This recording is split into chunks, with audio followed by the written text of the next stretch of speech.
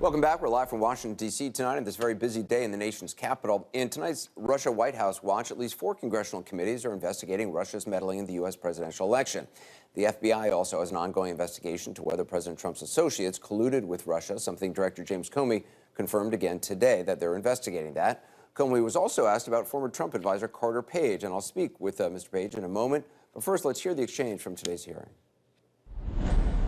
Was there a FISA warrant issued regarding Carter Page's activity with the Russians? I can't answer that here. Did you consider Carter Page an agent of the campaign? Same answer. I can't answer that here. Okay. Do you stand by your testimony that there is an active investigation, counterintelligence investigation regarding Trump campaign individuals and the Russian government as to whether or not they collaborate? You said that in March. Is to that see still if there true? was any coordination between the Russian effort and people's... Is that still going on? Yes. Okay, so nothing's changed. You stand by those 2 statements? Correct. But you won't tell me about Carter Page? Not here, I won't. And Carter Page joins me now. Hey, Carter, so the FBI director refused to answer any questions about you specifically. Have you spoken or been contacted by the FBI? You know, Anderson, I don't want to talk about any ongoing investigations. It's the same thing I was told when I tried asking Lisa Monaco about this back in January. So I have no comment. So you don't want to say whether you've spoken with the FBI? Let me just say that I've been very cooperative with a lot of individuals in government, and I've been. I know you've written letters to the Senate Intelligence Committee. Yes. Yeah. The last time we spoke, you denied. There's been so much focus on your trip to Moscow when you made that speech in the summer of 2016. You've repeatedly denied having any conversations in a lot of interviews about lifting sanctions when you were in Moscow. You've denied this many times at this network, on others. Then in an interview in April, you suddenly sound less than definitive. And I want to play what you said to George Stephanopoulos. It sounds like from what you're saying, it's possible that you may have discussed the easing of sanctions. Something may have come up in a conversation. I have no recollection, and there is nothing specifically that I would have done that would have given people that impression, George. But you can't say without equivocation that you didn't discuss the easing of sanctions. Someone may have brought it up. I have no recollection, and if it was not something I was offering or someone was asking for. So it seems a little unclear. It does seem like you're changing your story somewhat. You said never one day in many interviews, and then maybe another day. So did anyone talk to you about sanctions? I mean, you were there for 3 days in Moscow. Anderson, listen. Talking about sanctions in Russia with economists, et cetera, is like talking about the weather. It's been such a force. Well, a lot of people talk about the weather. So are you saying, yeah you talk about sanctions? But I did not talk about changing the weather. Let's just put it that way, which I think was the prior conversations we've talked about. But I don't know what that means. So, but it just in general, in the 3 days, you did have conversations with people. You said previously you talked to scholars, you talked to educators, professors. People talk to you about sanctions. I have no recollection, Anderson, and I'd be curious to hear what specific quote was so questionable that I said to you previously. So, well, I'll play a couple for you right now.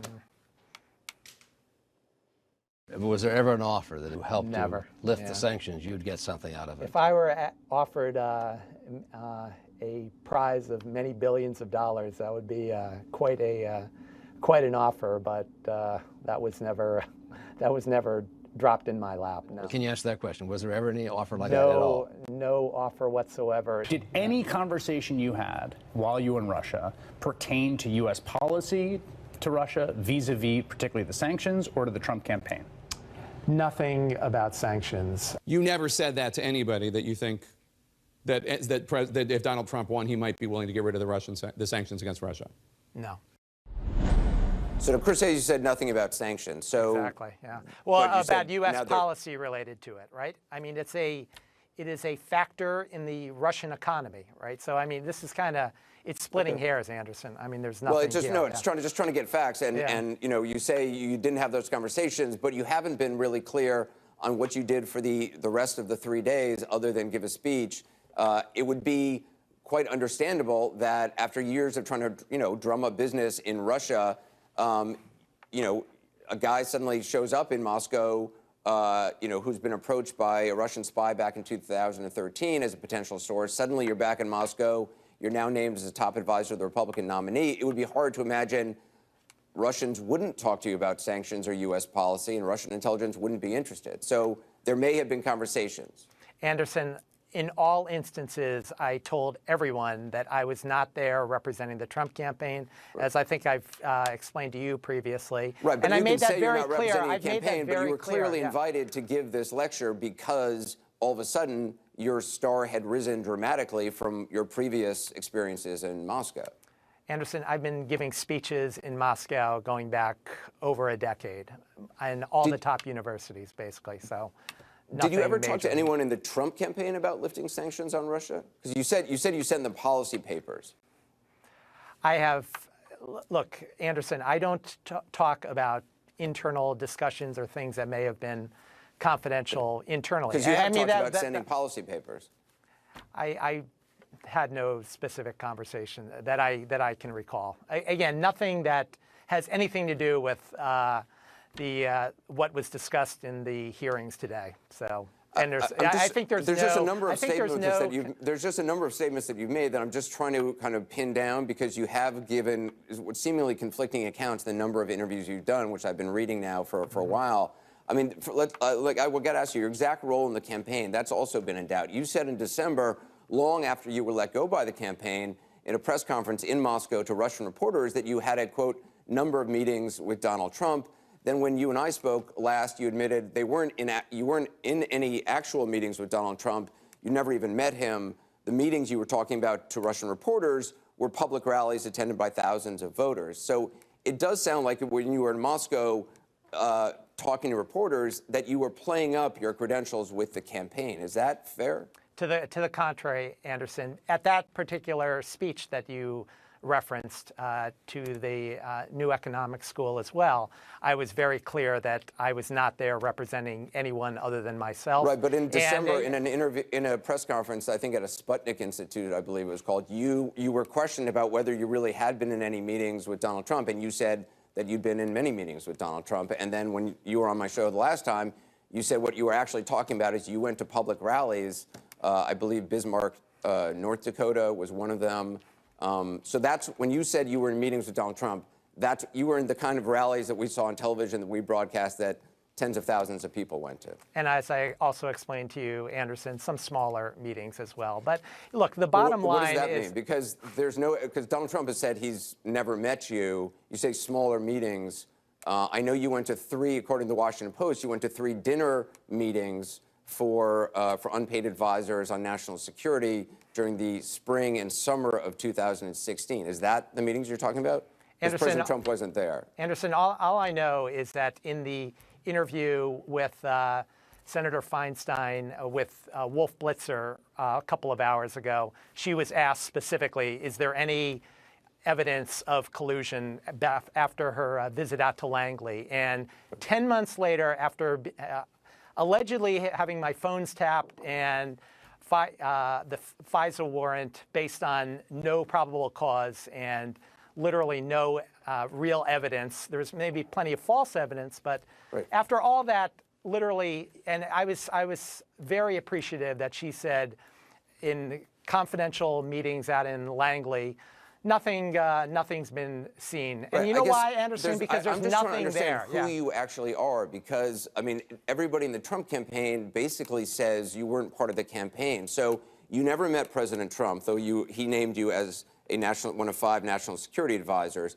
Did you ever meet Paul Manafort? Nope. No, never have. Yeah, and you know, listen, and Manafort's denied meeting you as well. You never met Jason Miller, did you? So, look, Anderson... Or have you ever met Kellyanne Conway? Look, Anderson, the beauty of it is... She's denied meeting you. Well, she is... Well, listen, if you look at the statements by President Trump on election night, late in the evening, he was talking about this was not a campaign, this is a movement. I was very proud to be part of a movement, and really... I'm just trying to understand exactly what part of the movement you were, because you weren't in any meetings with the candidate. You were in public rallies where thousands of people were, and I don't think those people could say that they had been in a meeting with Donald Trump. You know, most people in the campaign are denying kind of knowing you. So I'm just trying to get, you won't say who brought you into the campaign. You won't say what the topic of, policy papers, which you've said you actually sent are.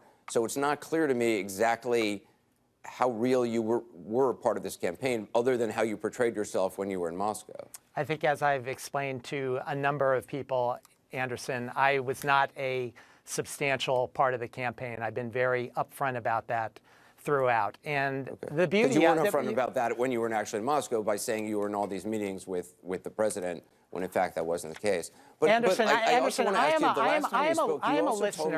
Anderson, I am a listener because, as opposed to someone that's just trying to get their 2 cents in. So I listened I listened very closely, and I studied exactly his policies. And I think if you look at some of the changes... You listened closely at the rallies with thousands of other people? And a studied lot of people listened. But I think really understanding what his agenda is, and the beauty of it is, after 4.5 hours of the hearings today, kind of going back over sort of these old conspiracy theories and trying to push these issues related to...